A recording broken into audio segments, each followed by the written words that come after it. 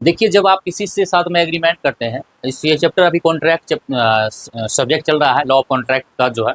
तो देखिए, किसी के साथ में अगर आप प्रतिफल अगर किसी के साथ में एग्रीमेंट करते हैं, तो एग्रीमेंट के बारे में आप लोग बहुत कुछ सारा कुछ ऑब्जेक्टिव में हम आप लोग को बताए थे, और कई वीडियो जो है आप लोग को इस चैनल पर मिलते रहे चलेगा।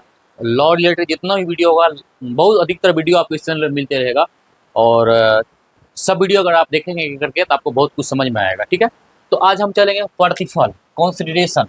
ये प्रतिफल क्या होता है? ठीक है, ये कानून संबंधी सारी चीज जो है, और आपको देखने को मिलेगा यहाँ पर। देखिए, धारा 2D के अनुसार, ठीक है, धारा 2D, धारा 2D के अनुसार वचनदाता की इच्छा पर वचनग्राही अन्य व्यक्ति द्वारा किया गया कोई कार्य वचन ही क्या है? प्रतिफल है। कोई कार्य का दिया गया मतलब किया गया ही या दिया गया ही वचन ही क्या होता है? प्रतिफल कहलाता है। ठीक है, सीधे शब्दों में अगर इसको समझते हैं, कुछ के बदले कुछ, याद रखिएगा, कुछ के बदले अगर कुछ होता है तो मतलब क्या हुआ? अगर कुछ काम करते हैं तो उसका लिए फल प्राप्त होता है। जैसे मान लीजिए सपोज अगर अगर हम लोग क्या करते हैं कि रात दिन लेकर के आप लोग बीच में मेहनत करते हैं, तो उसके बीच में क्या होता है कि हमें भी बहुत कुछ सीखने को मिलता है। ये क्या हुआ? फल मिला।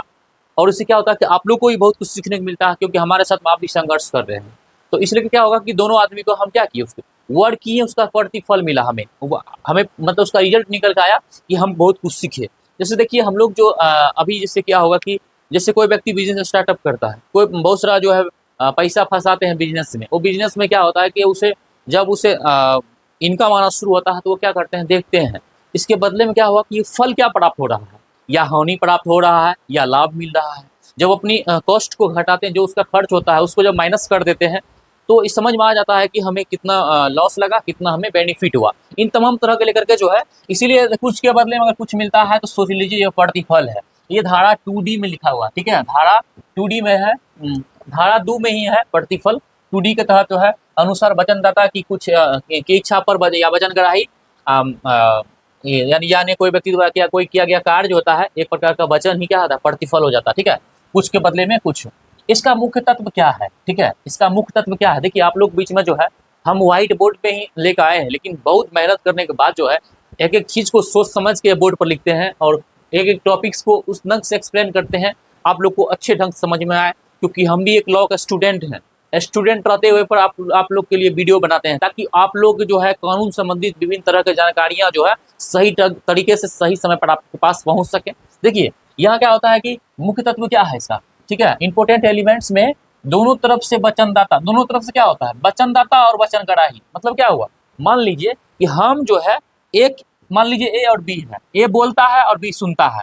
तो वचनदाता मतलब क्या हुआ? ए जो बोला, और ग्राही मतलब क्या? जो सुना।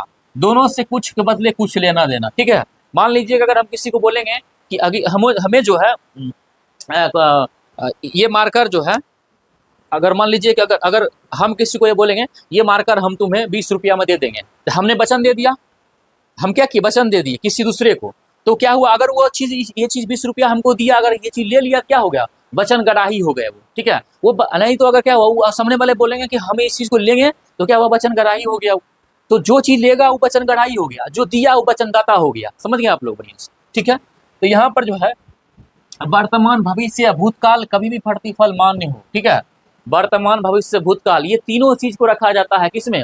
ये प्रतिफल के तहत में। ठीक है, कुछ मूल्य का प्रतिफल वास्तविक और कानूनी होनी चाहिए। ठीक है, कुछ मूल्य का प्रतिफल क्या हो? वास्तविक और कानूनी होना चाहिए। अब मान लीजिए किसी को अगर ऐसी चीज आप बोलते हैं कि अब हम मान लीजिए कि हम तुम्हें बोलेंगे हम तुम्हारा नाम यदि, मान लीजिए तुम्हारा नाम यदि मधु है, तो हम तुम्हें जो है किसी और चीज का नाम लेकर के प्रयोग करके बोलेंगे, तो क्या होगा कि धीरे धीरे चीट जाएगा। लेकिन ये क्या वास्तविक है? ये नहीं, ये इमेजिनरी है। लेकिन वास्तविक चीज पर अगर फोकस करते हैं तो बहुत आसान रहेगा। कुछ मूल्य का प्रतिफल वास्तविक और कानूनी होनी चाहिए। इससे देखिए नियम क्या आता है। कुरियर वर्सेज मिसा 1875 में एक केस आया था। कुरियर वर्सेज मिसा में एक केस 1875 ईस्वी में आया था कि प्रतिफल वह मूल्य है जिस पर वचन खरीदा जाता है। ठीक है, ये धारा 25 में दिया गया है। बिना प्रतिफल के करार क्या होता है? शून्य हो जाता है। ठीक है, आप लोग ऑब्जेक्टिव में बताए थे कि शून्यकरणीय करार क्या होता है। ठीक है, उसका शून्यकरणीय करार का जो है धारा कितना है? 2I में है। ठीक है, उसके बाद सहमति का क्या होता है? धारा 13 में हो जाता है। ठीक है, उसी तरह से अगर व्यापार संबंध होगा धारा 27 में होगा। इन तमाम तरह के ऑब्जेक्टिव के बारे में आप लोग को हम जिक्र कराए थे। अब बाद में धारा 25 में 1, 2, 3 है। ठीक है, 1, 2, 3 जो होता है, ये जो है धारा 25 में दिया गया है। 25, 1, 2, 3 में दिया गया है कुड़िए वर्सेस मिसा में 1875 में प्रतिफल व मूल्य जिस पर वचन खरीदा जाता है, ये धारा 25(1), 2, 3 में वर्णित किया गया। ठीक है, अब एक उदाहरण तरफ समझिए। उदाहरण आप कुछ ही बोल सकते हैं। ए बी को 1000 में घड़ी बेचता है। ठीक है, मान लीजिए ये घड़ी जो मेरा नाम हुआ अजीत सम्राट। यदि हम अगर मधु को ये घड़ी 1000 में बेचते हैं, तो 1000 में बेचा, बी का क्या हुआ, 1000 देना है ए को। ठीक है, मधु क्या करेगा, हमको 1000 रुपया देगा वो। अगर मान लीजिए 1000 रुपया हमको देना अगर देगा, ए के लिए प्रतिफल है। ठीक है, ये मेरे लिए क्या है, प्रतिफल है। और मतलब क्या हुआ, प्रतिफल हुआ कि हमें जो घड़ी के बदले में क्या मिला, 1000 रुपया मिला। ठीक है, और बी के लिए प्रतिफल है। ठीक है, मतलब क्या हुआ, जो है ए के लिए प्रतिफल है और घड़ी बी के लिए प्रतिफल है। मान लीजिए हमारे लिए क्या है, हमारे लिए 1000 रुपया प्रतिफल हुआ, लेकिन बी के लिए क्या हुआ, घड़ी प्रतिफल हुआ। सब आप लोग समझे बढ़िया से। ये घड़ी हम मधु को 1000 रुपया में बोले कि हम तुमको दे देंगे, तो यहाँ पर क्या हुआ, वो हमें 1000 रुपया दिया, तो हमारे लिए प्रतिफल 1000 रुपया हो गया, लेकिन मधु के लिए प्रतिफल क्या होगा, ये घड़ी हो गया, क्योंकि घड़ी हमने उसको बेच दिया। ठीक है, समझ गए आप लोग। केस जो है इसका केस समझिए।